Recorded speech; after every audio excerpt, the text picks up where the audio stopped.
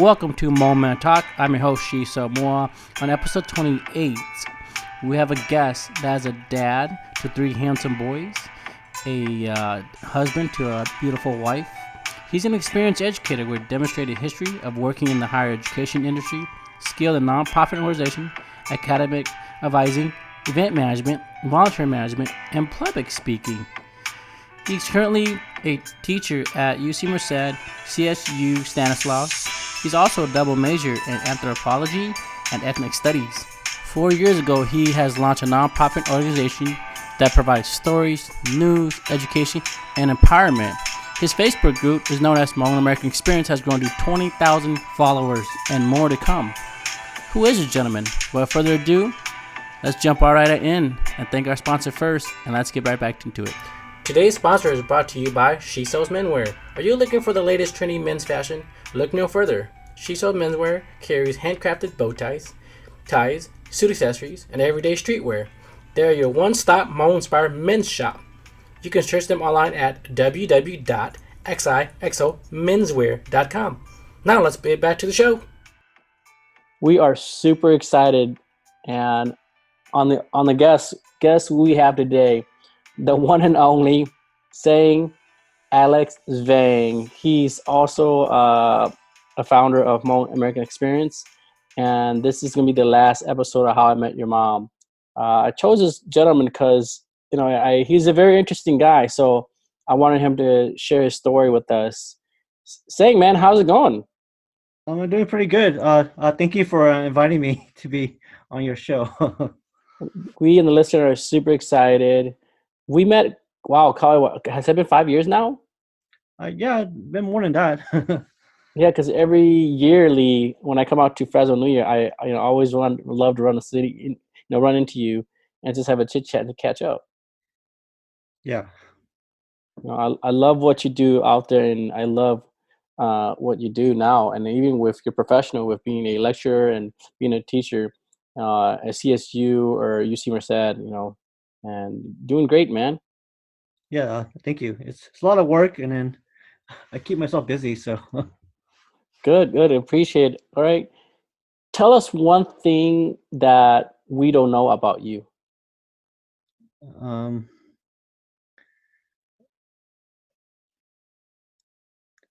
Guys, he's a Packer fan. Yeah, I mean, I grew up in I grew up in Wisconsin for when I was young, and so that's why, like, when people ask me, oh, why do you like the Packers and things like that, and then it's hard when you grow up in Wisconsin, right? Like, you grew up as a Packer fan, and then I lived in Milwaukee for about 9 years when I was really young, and so yeah, I mean, that's why I'm a cheesehead. Cool. Go Packers, right? Yeah. You now reside in Fresno, California, and you went to school to where? You CSU, or where'd you go? Yeah, I went to CSU Stanislaus, so about hour and a half from here. And so I currently live in Fresno, but I when I go to work, I commute. Every day. So let's go way back about your love life, man. When you were younger, let's see, in your teens, and were you seeing other women and dating other women, or interested in any women by then? Well, I mean, I think as a young guy, you were interested, but then, like, I think a lot of times you chase after the wrong one, right? You chase after the one that you think that you're interested in them, but then, like, you don't really know what you want. And so I think for me, like, I during my younger days and college, and just dating things like that, but then I never really had like a serious relationship. You did have to. I mean, let's go to high school. Did you have a girlfriend by then? No. No, not even. You I were. was like I was like a ugly duckling back then. I noticed that you had the split hair and the glasses and slightly baggy button ups, and we were gonna share that too with our fans. Found some really old pictures of you. So if let's go to college now. You're done with your high school, and you're on to college in CSU. Um, is that when you started dating girls or start meeting girls prior to meeting your wife now? Yeah, I mean, I think that's the time that you meet a lot of people that are like yourself because I think that for some of the older people like us, like high school wasn't really that great because um, I think back about it, it was like it's just about me becoming like um, becoming American, whatever that means, right? And um, so like for when I talked to a lot of my friends who in college too, like we didn't really understand our own identity back then because when we went to school we weren't taught much about who we are. And then I think for me, like when I went to college, I started meeting people who were had the same mindset like myself, people that were trying to understand who they were, the identity, things like that. And so yeah, so you meet a lot of people that you share like similar interests with, right? Like you feel like you belong in a group with them as a friends and things like that. And so that's, I think for me, like it wasn't really till college when I started like like meeting people and dating and things like that. Because I think when I was in high school I didn't have any of that confidence back then. And then um, plus I think for because my family, we move around a lot. And so like every couple of years we were like in a different city. So when I was younger, and so I didn't really feel like I grew up with a group of friends that I was close with, or things like that. And then so it wasn't really till college that I found like a group of friends that I still keep in touch with, like like 20 years later we're still friends, things like that. That's great. Were these was these friends like part of a class, roommates, group projects, or maybe like a monk club or something?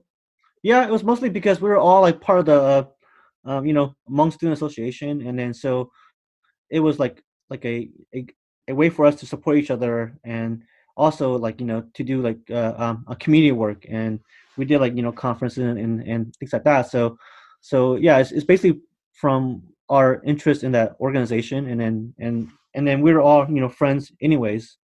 And so that really kept us in touch over the years.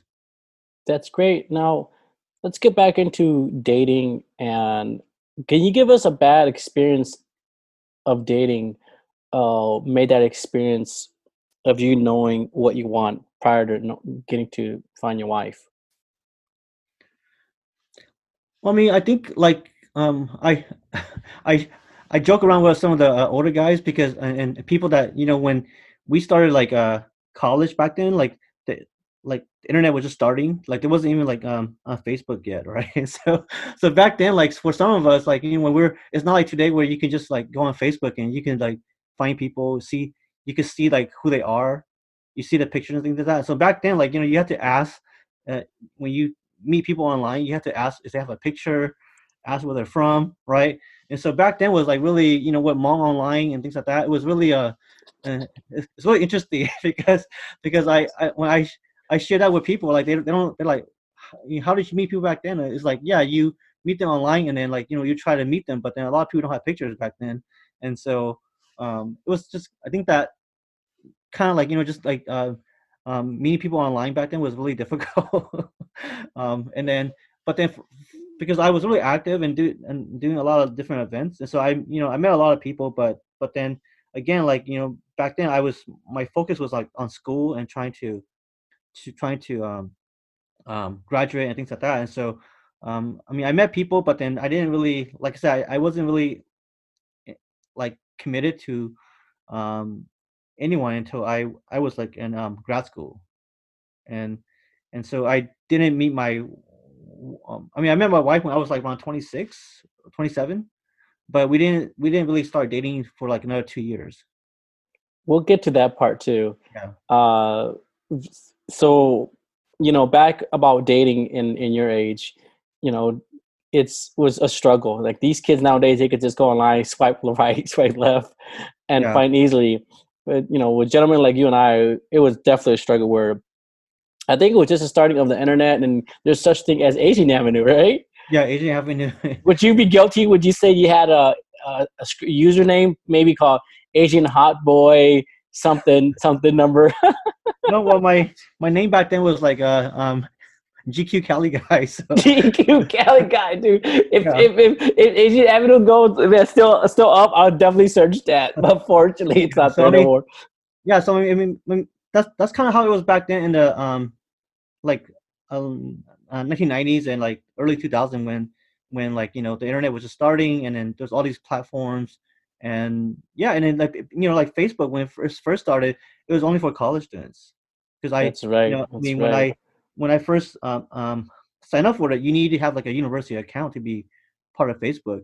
That's when you're pretty old. You know, Yeah. with dating online now how it is, and dating back then. Do you recall back New Year's when you approach a woman at a Hmong New Year and you ask her for a number and toss balls with her? Did you ever have the courage?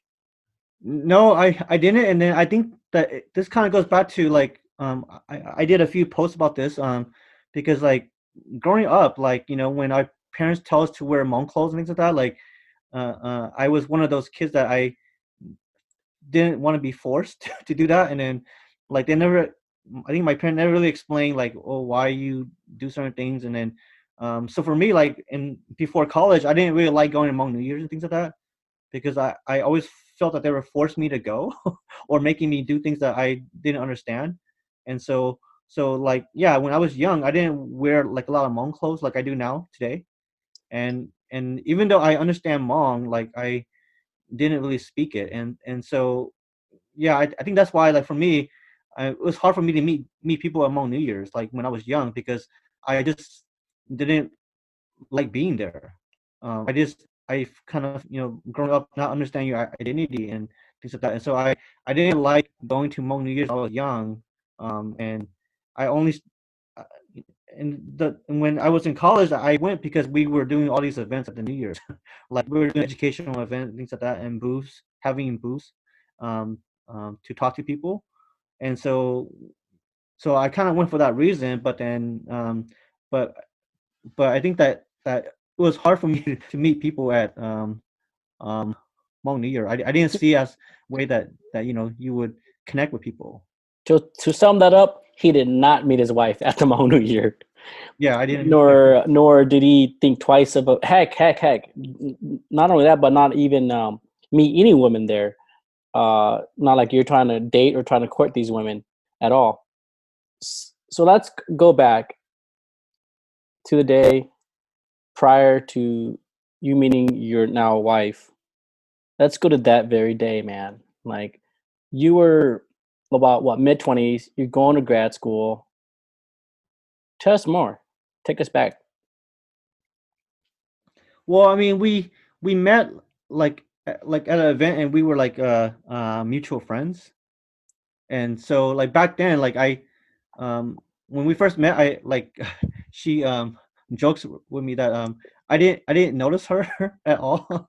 And but she said she when she first met me, she noticed me, and she was like, huh, how come this guy like doesn't um talk Acknowledge to me? me. Or yeah, like how come this guy doesn't talk to me? Or how come he didn't like ask for my number? Or or just get to know her. And so because we have like a lot of mutual friends. And so um like several of those guy friends were interested in her.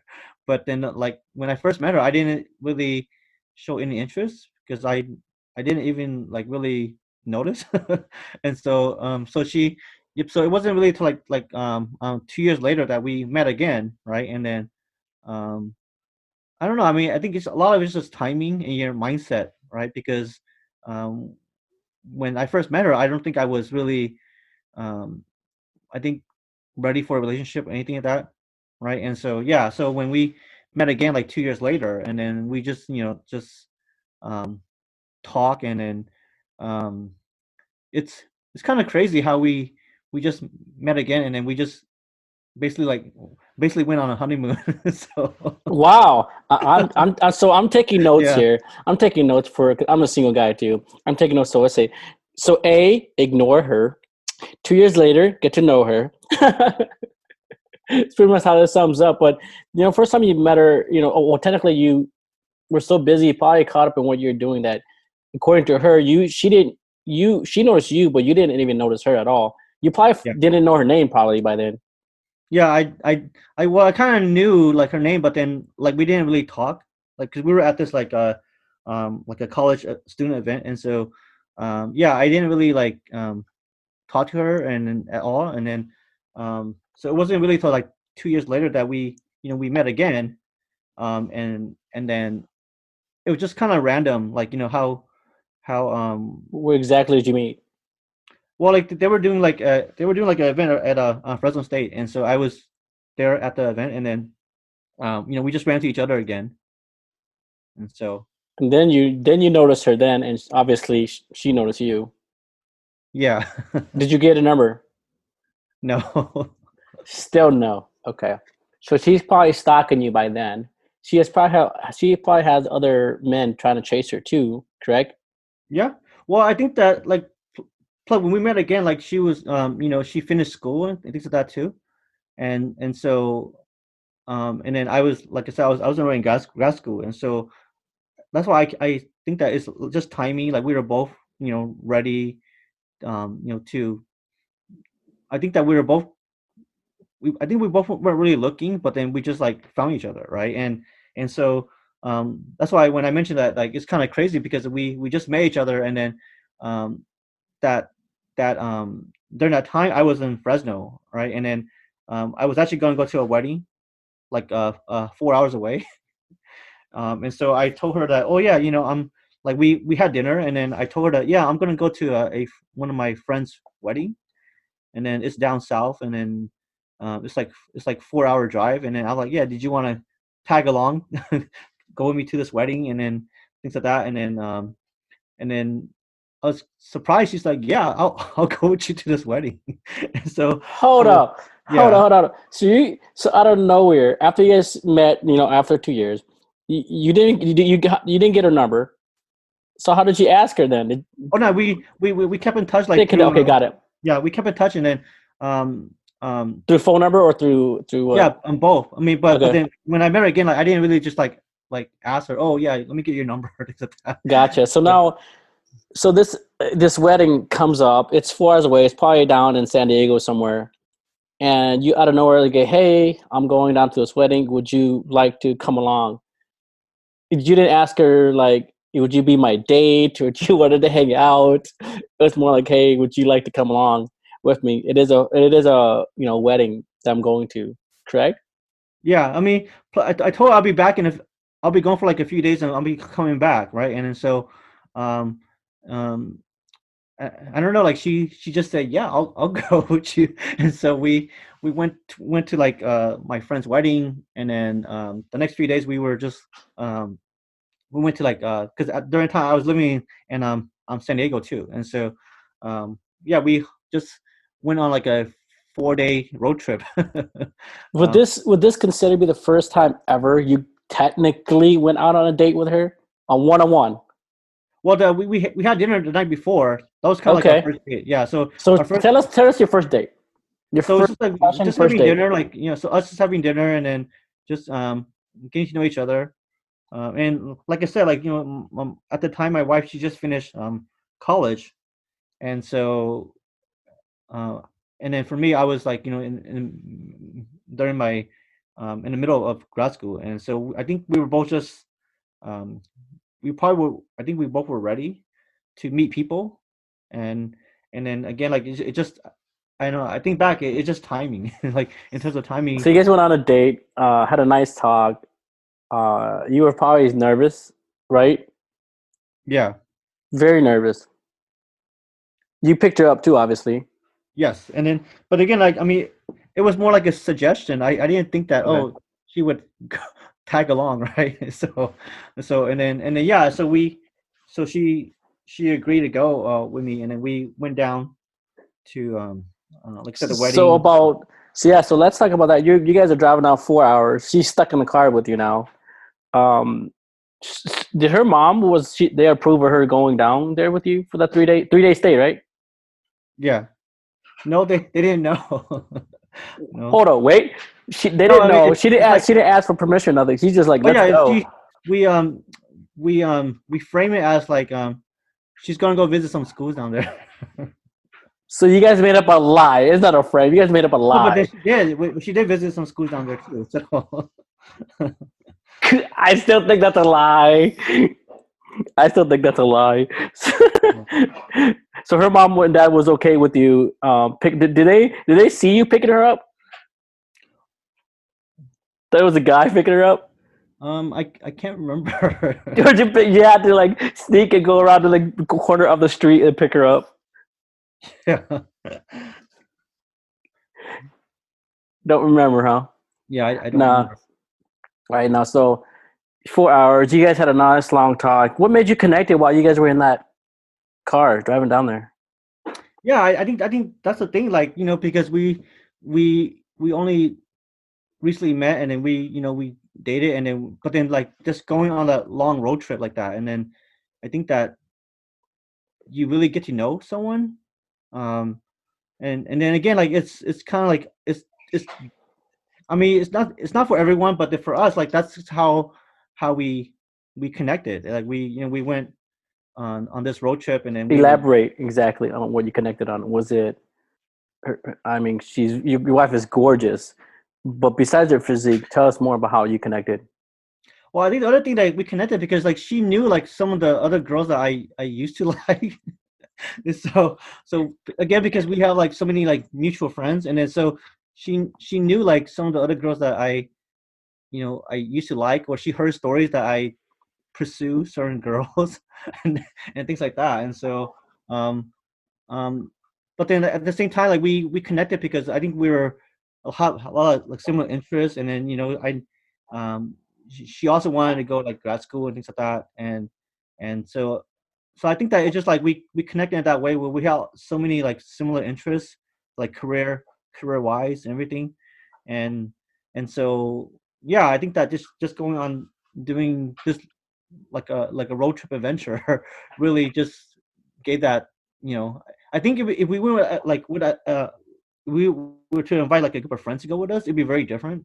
But then because like it was just us two going down there, and then like we went to a wedding. There was like a lot of my other friends were there, and then in the next few days we were also in San Diego, and we met other friends there that were there. And so but then most of the time it was just us like getting to know each other, and so um I don't know. I mean, it just really like we just really connected in that way. Again, I mean I wasn't expecting that to happen. Like I wasn't expecting, oh, you know, all taking this person to go with me to my one of my friends in grad school's wedding and things like that. And so I wasn't planning to do that, right? It just kind of happened. So Well, probably because she must really liked you then or something. She's had to like you.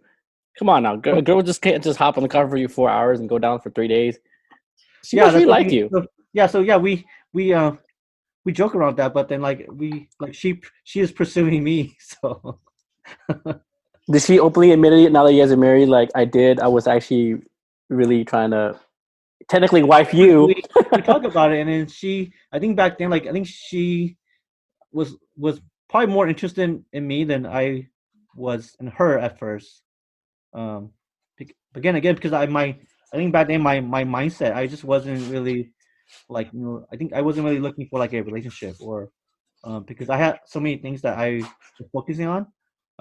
But I mean, I think like she was much more interested in me, and I mean it's always mutual. But then I you know again, like I feel like she was pursuing me more than I was pursuing her back then, which is okay. So I'm pretty sure that still is around and it still exists to this very day. Now with the with in that 4 hour trip, you guys are back. Did you guys continue still talking then too? Prior to that trip. yeah, I mean, I think that really, like I said, like just spontaneously going on like a Okay. road trip like that, it really makes you connect with someone. And then like I joke with her that yeah, we went on a honeymoon like So like a honeymoon. when did it officially become you and her as in boyfriend girlfriend? Well, I think that when we came back from a road trip, it was official. Like I'm like, Oh, okay, yeah. So I'm like, okay. yeah. I guess we're like, we're going out, and then I think the other thing too, like I met her family, and then um, you know, um, everything seemed to be fine. So What was their take on? What was her? Her mom and dad take on you as the boyfriend, or what was their take on it? well, I think back then, like they um, I mean, I feel like they accepted me in a way. I mean, because I also know like she was because back then like she was talking to a few other guys, and she also met a few other guys that were not Hmong, and I know that her family is really traditional, and so yeah, when I met them and then they got to know me, like they really like accepted me, and so um and the other thing is like um my mom's side, we're closely related to them too. So basically, like she's kind of like my cousin, based on my mom's side, right? I mean, a lot of Hmong people are like that, and so like good- when I met her parent, then they just said, "Oh, kaya pao tu," right? And then Mm-mm. so that's why I mean, but that happens for a lot of Hmong people. We find out, oh, we're actually just cousins, like, and so I think because of that family connection too, like they're like, oh, okay, so I'm not like a stranger. I'm not just like someone that they don't know, right? After many dates and many dates and so forth, how long did it take till you actually like take her home and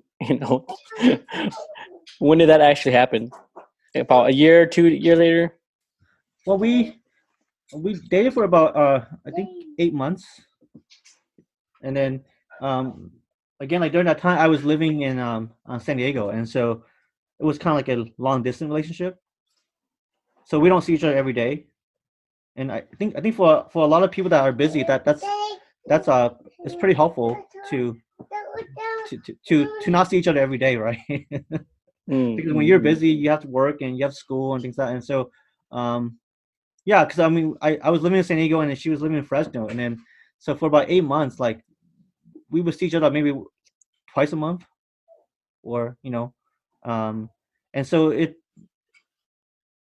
I think like it made you miss someone when you don't see them every day, and Was so it some so pretty we long? So must be some really long after 9 o'clock phone calls. Then yeah, we talk a lot on the phone, and then remember that because after 9 o'clock is free talk. yeah. Some of these kids don't know the struggle. I'm serious, Yeah, the free minutes and things like that back then. right? It's all Yeah. like wow, wow. So when was your official date of wedding? Oh, I mean, so I think we were together for about 8 months, and then it was like in the springtime, and then I think um we started talking about it, and then I also talked to my parents about it too, and so I was like 28 at the time, and so according to my parents, I was long overdue already. And then because I'm the oldest son, and so they basically for like the last 10 years they were asking me, right, to, oh, you're the oldest, you need to settle down, you need to find a wife and things like that. And so so at the time I was already 28, and most of my cousins my age were already like married, um and I think especially being the oldest, like they were expecting me to do that. And then so when I mentioned that, oh yeah, I might be interested in doing this, and then um they were totally okay with it. They're like, yeah, so just leave. If you want to do this, then it was actually my mom that was giving me a lot of advice. Like she said, oh yeah, just if you guys really want to do this, then just take her home and just leave and don't do anything. So Thanks, mom. Best advice ever. yeah. Oh man, it's you have let's fast forward. You have three handsome boys, beautiful wife, a nice house in Fresno. What made this all reality to keep this love going, man? No, I mean, I think that like when you're like in a relationship, like you have to I think there's a lot of compromises and things like that, right? And for me, like I always, like you have to support each other, and um because when you are success, then then you're both successful, right? And so for me, like it was, I always kind of approach it in that way. And so, like, I mean, there was a lot of years that we were going through a lot of struggle because I wasn't really working for several years. And and so, I was like a staying home dad for a few years. But then at the time, like that's kind of what we needed, because like, having kids and things like that. And then so for a couple of years, like she was the head of the household. She was like working, and then she was doing her graduate program. And then I was just, it was kind of like, it was hard at first, but then I was just staying at home, like taking care of the kids, and then just doing little jobs on the side. And so, like, a lot of this was during like the recession and things like that. So like it was kind of hard to really, like find like a decent job, right? And back during those couple of years. And so it was a real struggle. But then, we were able to overcome that. Like during that tough time, like you feel like you have to sacrifice a lot, right? And then so for us, like that was like our difficult moment, and it made us a lot stronger because she was able to finish school, and then she was able to get a much better job. Um, uh, and then I was also able to you know find work that I um I can do, like, find jobs that that it's not really just work or a job. It's like you enjoy doing what you're doing, and so it's not really work anymore. And so we went through several years of going through that struggle of, financially, it was hard. um, and then me not working, or not able to find like a real job. It was hard, right? Being in that position. But but we were able to overcome that. And um, so I mean, I feel like, being in a relationship, you have to support each other. You have to like help each other, and you have to wear a lot of hats, right? And things like that. And so, um, yeah. And then, like, just just like, when she tells me like she needs certain things, and then you help each other, right? Or if I need something, then I just tell her, oh yeah, I need to, um, I'll be going away, for to a conference, something like that. And then we understand each other, and we know, like, you have communication and trust. And I think those things are important in a relationship. And so for us, like, we always had that. And so I mean, I'm glad that we have that. And then um um I know, like, a lot of times when I go on these trips and things like that, like, people are like, oh, like, why are you taking pictures with all these other people and things like that. But then, it's just like, it's just a picture. So yeah. So I think for us, like, it's like the key things, like, is having that, trust and communication about what you're doing, things like that. And then um, um, I think that it just keeps everything healthy. You hear that, guys? Trust and communication. It sounds like you are definitely lecturing us right now at school. I'm taking No, notes, no, I mean, man. I don't like my. It's not like, I think for people, like, it's different, right? And I think that if you want like a long term relationship, you want to be in a healthy relationship, then I think that it really starts with trust. Having, you trusting someone, and then you you know you have that belief in each other, right? And then again, like I believe that if I'm successful, then I also want her to be successful, right? And then when she's successful, then she also makes me successful, right? And so again, like, I think because we went through that time of struggle, so we overcame it together, because it took both of us to get to where we are today, right? And so but, I mean, I know for other people, like, it's different, right?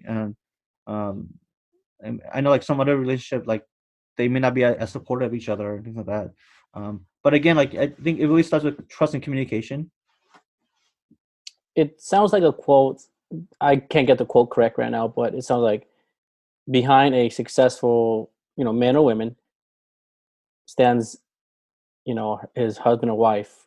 I totally forgot the quote on that. I failed on that part, but Well, I mean, what you're saying there yeah. So does imply. a lot of people always say that behind every successful man is a I think behind every great man is a greater woman. Yeah, yeah, yeah, yeah, Right, yeah. and so yeah, I mean, for people to be successful, you need to have someone to support you, and whether you're the husband or wife, like you both need that, right? Um, and again, I think that it kind of goes back to having that trust and having that communication, and understanding like what you how you can support each other, right? Um, because like you don't want to be the only one successful. Like if you are in a relationship, like it can't just be the husband being the successful, right? And then the wife not just stay at home and things like that, right? I mean, I think that it's not. Um, I mean, for some people that may work, but then I think for our relationship, it was we both need to do what we're doing, and we both work. Um, we barely see our kids during the weekdays, right? But then we able to balance everything too. So we try to spend weekends with them and things like that. Even because we don't see them much during the weekdays, since we both work and we both commute out of town. I know you two still do date nights, right? Um, Once in a while, yeah. I think the other, yeah. I mean, besides trust and besides like communication, like yeah, you do need some time for yourself. Like as so occasionally we'll set a time where we just us and then without the kids and things like that. It's not only just Valentine when you make her feel special, saying, but it seems like once a month, or you make time for her like every month, at least once a week or once a month, you make her feel like it's Valentine. It's like that every day. No, Okay, no, I'm so just it's kidding. like that every day, No, huh? no, it's not. That's a lot of love. No, no, it's not like that. Yeah, I mean, yeah, I think that like you don't need to wait for one day to do something, right? And so we make time for just um to do things, and we do like small getaways and things like that. And we try to we try to, like for example, like last month, one of her friends got a coworkers got married, and so we went to the wedding, and then we also like had like a 1 day getaway for us, things like that too. So I think that yeah, you need to spend time together to do things, to keep your relationship going, things like that. Beautiful wife, three handsome boys. Are we expecting another one? Um, we don't know. It's like I think that because we work, and then I think that for a lot of young families like ours, like daycare is really expensive and things like that, and so we're not sure. Because Because you have, yeah, because you're full time at CSU as a lecturer, and another lecturer at UC Merced too. So you're pretty much working now all through your whole week, and you teach summer school too. sometimes. Okay, and then the wife is full time now, right? Yeah, she's always been like full time. She's still the head of the household. She's still the head of the household. Yeah, in terms of L- income, like because people always like, oh yeah, the husband should be the head of the household with income. But then, yeah, I work a lot. But then, like her we kid around that she's the head of the household. She brings home the bank. I'm just a stay at home dad sometimes. I call that the Mister Mom. Yeah. Mr. Mom, you probably wear the apron around the kitchen, and nothing wrong with that at all. You should embrace that. If she is a go getter and she chooses to make the money, the breadwinner, let it be. Don't feel less inferior. Yeah, I think that's the struggle of a lot of, like we see like conversations about among men being insecure and things like that, and or too sensitive online. There's a lot of comments about that, and I'm like, yeah, I mean, I never, when people talk about these kind of issues, like relationship problem, I never feel like I'm attacked. I don't feel like like you listen to people and see why you try to figure out how to resolve, right, some of these problems in our community, things like that. And so yeah, I mean, I see a lot of these conversations and comments, and I'm just thinking, I'm like, yeah, it's not attacking all Hmong men, because I know I'm not like that, right? I don't do these kind of things. I don't I don't go hunting, I don't go fishing, I don't go drinking, all these kind of things. And then yeah, so I mean, when I see people post or comment about, that, I don't feel like it's attacking me. Um, and I know they're not talking about all Hmong men, right? They're talking about some who um, who who may do these kind of things, and then it leads to other issues. I can see why your wife is very attracted to you after so many years. Your hairline is starting to go a little bit, and you gain a little bit of weight, and you come home, and but being those time, you are like again on your apron, your kid, you're holding one child, and you're cleaning, you're brooming, all at the same time. You pretty much miss your mom, man. I can see why your wife is really attracted to you. No, I mean, we both do that. Like, we both just do what needs to be done, right? And Got so it. Got so it. I think that when you're in a relationship, that it takes that kind of um, willingness, right? You have to wear different hats, right? And so yes, like because again, like I said, like my parents and her parents are traditional. So like, when, let's say, the parents come over, like I'm not gonna be washing dishes and things like that, but I would do my own thing. Um, but then, when it's just us or our friends and things like that, yeah, then you you can do different roles, right? Um, um, and so I think that just understanding, like, the, the hat that you need to wear at certain times, like, so sometimes you have to wear the hat as the father, but if my wife's not home, then you have to wear both hats. You have to take care of the kids and things like that, right? And or if I leave or I go to an event or something like that, and then she has to stay home, right? And so again, it's just like understanding that, you have to do these different roles, and you have to adapt. Thank you for that, dude. I mean, what you do on Mo American Experience on Facebook and what you do on your website, it's really great, and I love it. And I follow you and what you guys do. One thing you know that I wanted to say is I love what you do. Keep it up, beautiful family. I look forward to seeing you again and meeting up with you and catching up. Any last parting words for our listeners? Saying Well, I think for me, like, I feel like I'm someone that don't like drama in my life, right? So I mean, when I was younger, we all have those friends that they just seem to attract drama and to life. And so I think for me, like, I just prefer to be like drama free. And um I feel like that this allows me to do what I'm doing. um and if, cause you worry about what you can control, like you worry about, what, like, things that you can do, and things like that, and there's always things that happen and you can't control, or unexpected things like that. And so for me, like, I just, how I work and how I focus on everything is I just focus on what I can, control, or what I can change, right? And I think that for me, like, I prefer to be drama free. I just feel like I don't have to worry about other stuff if I don't, have to do that. And but then, because I run that website,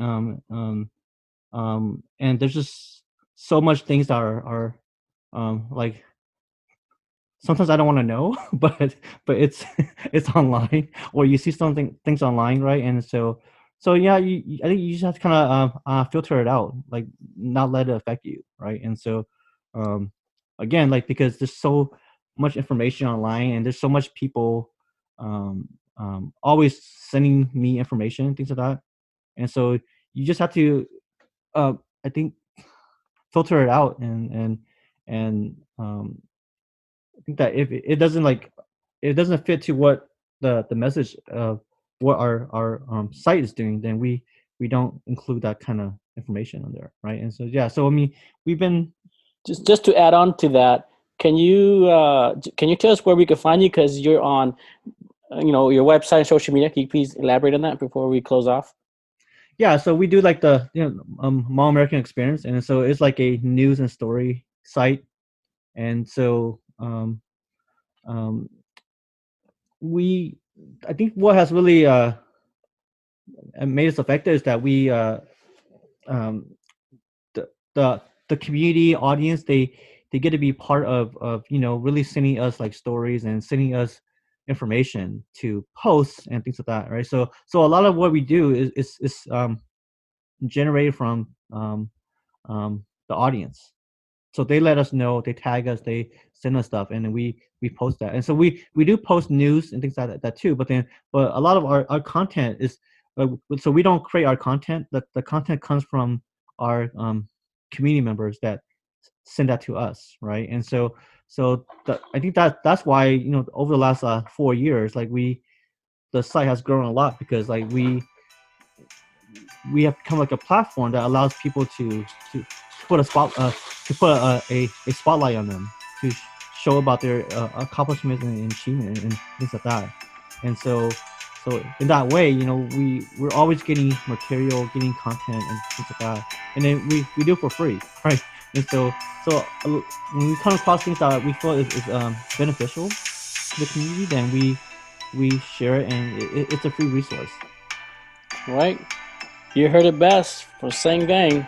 It's Mr. Seng Alex Vang. Thank you so much. Make sure to follow him on Facebook. You find him on LinkedIn. Also, more information at moamerican.org. I love what you guys do out there. And again, thank you so much for your time on the last part of How I Met Your Mom, part 4. Thank you. Yeah, I appreciate you doing what you're doing with the podcast. Like I think that it's good that we need to have these conversations and things like that. So. That ends our episode. If you haven't yet, visit our official website at www.momenttalk.com, or like and share us on Facebook at Moment Talk. Who also believes in building family values. She believes not only in investing in your future, but also investing in your present moment, creating time and memories with your family. If you have any insurance needs or any questions, please don't hesitate to call her at the link below.